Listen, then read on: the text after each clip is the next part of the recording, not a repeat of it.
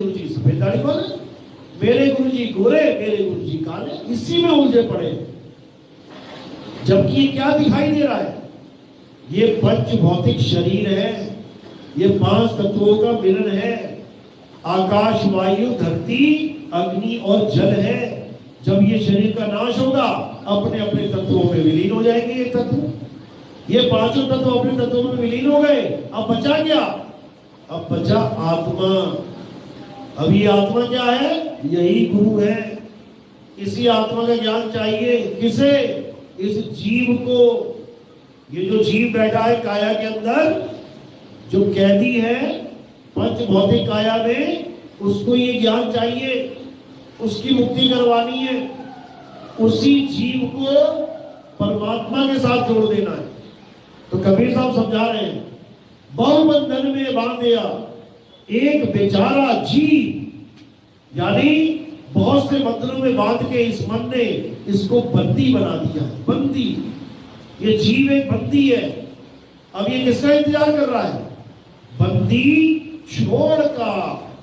जब बंदी छोड़ आएंगे इसके जीवन में, तो ये बंदी को आजाद कर देंगे। तो कबीर साहब समझा रहे हैं, बहुबंधन में बांधिया एक बेचारा जीव, और केवल छूटे आपने जो न छुड़ाए पीर। यानी ये बंधन में कभी छूट नहीं सकता, ये बंधन से कभी नहीं छूट सकता जब तक इसको पीर ना छुड़ा दे। और पीर कैसे छुड़ाएगा? पीर एक ऐसी विधि के द्वारा छुड़ाएगा जिसमें ना तो मंत्र जाप है, ना ही कोई प्राण योग, प्राण क्रिया है कि कोई कहे श्वासों में नाम जपना है, नहीं जपना है। ना तो कोई कानों को बंद करके अनंत नाम सुनना है, नहीं सुनना है। ना ही कोई हवन यज्ञ करना है, बिल्कुल नहीं करना है। ना ही कोई नमाज पढ़नी है, जरूरत ही नहीं है। ना ही कोई प्रेयर या अरदास करनी है, बिल्कुल नहीं करनी है।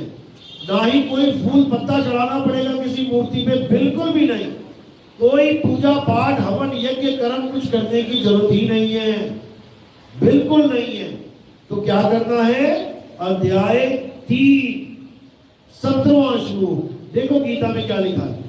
क्या कह रहे हैं? हे अर्जुन, जो अपनी आत्मा में रमण करते हैं, जो अपनी आत्मा में तृप्त है, जो अपनी आत्मा में संतुष्ट है, उनके लिए कोई धार्मिक कर्म कर्तव्य लागू ही नहीं होता। उसके ऊपर कोई कानून लागू ही नहीं होता। लागू क्यों बोला? क्योंकि लागू कानून होता है, एक पूजा पाठ की विधि होती है।